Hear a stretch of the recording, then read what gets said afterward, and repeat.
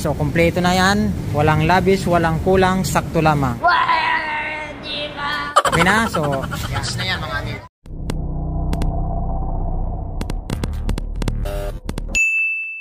Okay, good morning mga amigos. Another day, another e-bike na naman tayo. So mayroon tayong i-release na unang release ng Lixiang na unit, no, kulay white. Ayan.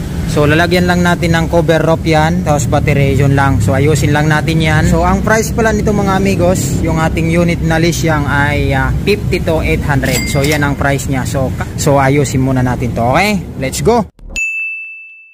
Okay, so yun mga amigos, nalagyan na natin ng cover rope, no. Natanggal na rin natin yung salamin para ilagay natin yung cover rope.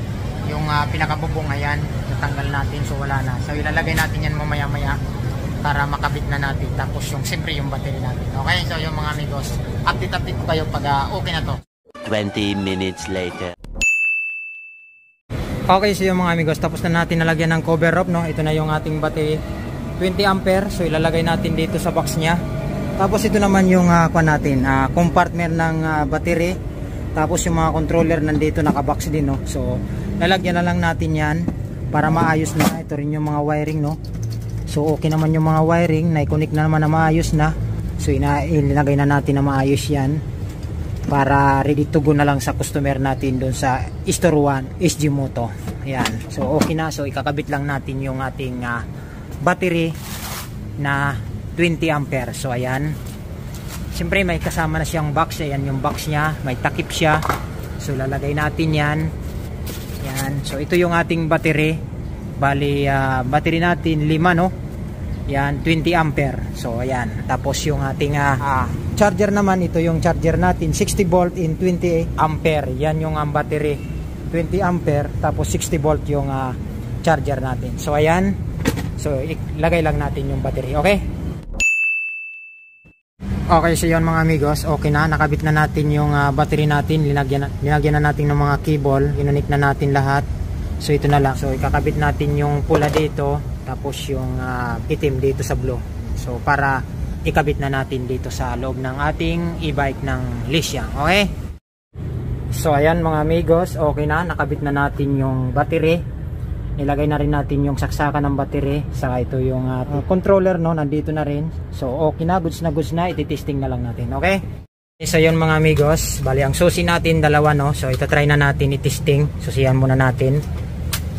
Yun, okay, panel board natin, ayan, napakaganda ng panel board natin. So nakalagay na yung ready motor in 66 volt. Ayan, dito naman yung ating kilometers. Ayan, tapos ito naman yung takbo natin kung gaano kabilis, no. So ayan, so testing natin yung ilaw.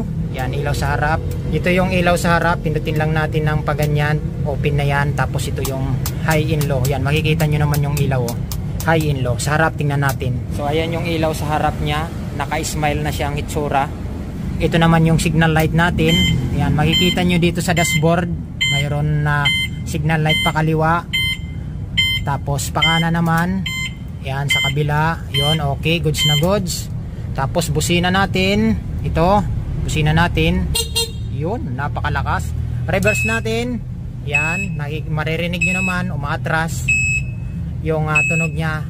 Pag ganyan ang tunog, ibig sabihin umatras na tayo. So yan, ito naman yung throttle natin, ito yung preno natin, preno rin sa harap. Siyempre yung foot brake natin nandito rin mayroon. Bali tatlo yung preno natin. Yung sa foot brake saka yung sa kaliwa natin ay sim lang din yan. Okay? Okay, so yun mga amigos, tapos na natin naayos yung ating Lixiang unit na white, no. So goods na yan.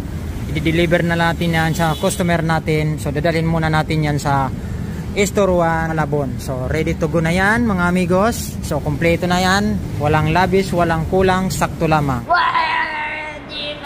Okay na, so yes na yan mga amigos. Okay na, ready na tayo mamaya. Okay, update ko kayo pag nandun na tayo. So yun mga amigos, so biyahe na natin papuntang Store 1 sa may Malabon, no. Tara, let's go. Yun, biyahe na tayo at dadalhin na natin tong ating unit na Lixiang. So first time natin tong i-release ng unit na Lixiang. Dito to yan. So nandito na tayo sa highway, no. Papunta na tayo ng Malabon Store 1 SG Moto. Ayan yung ating panel board, kitang-kita nyo naman yung dashboard niya, no?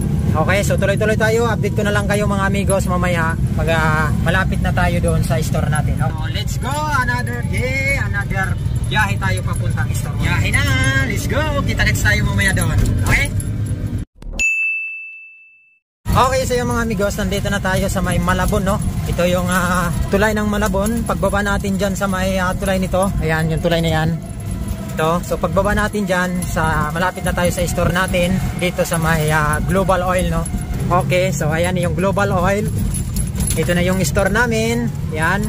So nag-antay na yung ating customer dito. So yan. Okay, dito na tayo.